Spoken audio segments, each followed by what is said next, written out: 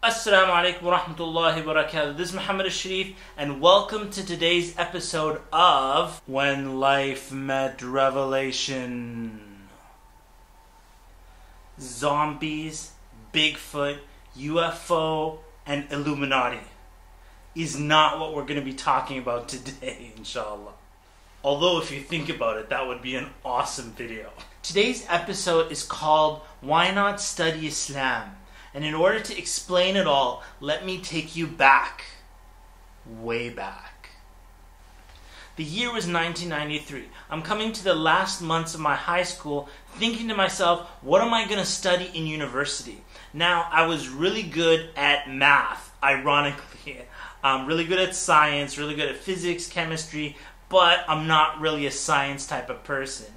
I liked art. So I was speaking with my career counselor in high school and I said, I don't know what I'm going to study. I'm going to study art. I'm going to study, and career counselor is like, well, you're really good in the sciences. And I'm like, what should I study? And it was really confusing and I thought, maybe I should go into law, and that didn't really sound too interesting. But you know how it is, and I'm sure you've been in that position. Until one day I sat with my mentor, Maulana Mazhar Alam from the Al-Rashid Islamic Institute. And I spoke to him long distance. I was still, like 16, 17 years old. But I called him and I was explaining my situation. I didn't know what I was going to study. I was asking him for some advice.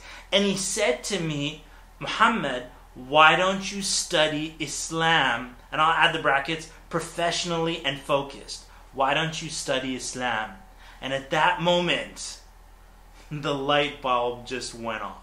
That was one of the most profound moments in my life because up until then, no one had ever told me that studying Islam professionally and seriously could be a career option to go forward with. Of course, we were told, Muslims need more journalists, and Muslims need more lawyers, and Muslims need more engineers. But nobody ever actually told us, and really ask yourself, that Muslims need more scholars. People of knowledge, people who are focused on it. Now there's a very interesting ayah in the Quran that I want to share with you right now.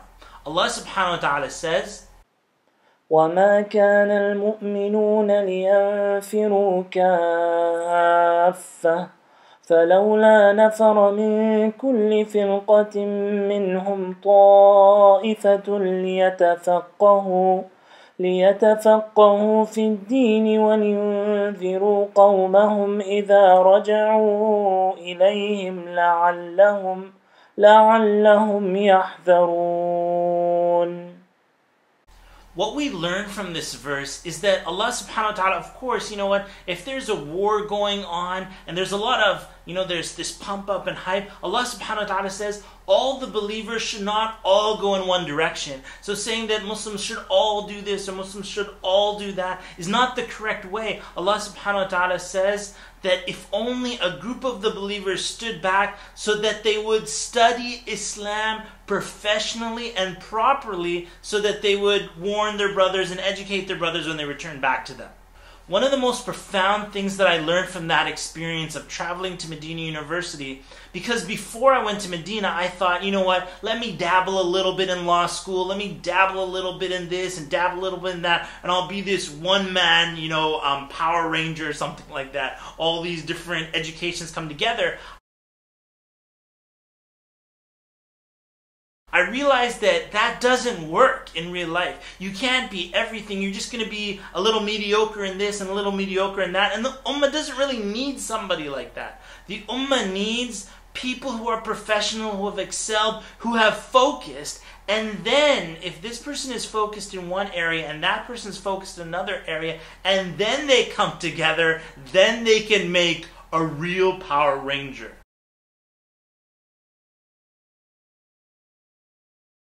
Another takeaway for you is if you look at the bookstore or you look at the advice people are giving you, I guarantee you that your bookstore is a box and the advice that the general community gives you is just a box. And if you really want to excel in life, sometimes you need to step out of that box. Books that are not being sold in the bookstore, and advisors and mentors that are not like mainstream people just in your community giving you like free expensive advice or whatever it is. You need to step out of those boxes and really become an early adopter, not an early adapter. You're not just adapting to what's around you, but you're adopting things, and then you truly enter into the shoes of a leader that can take the community in a new and fantastic direction.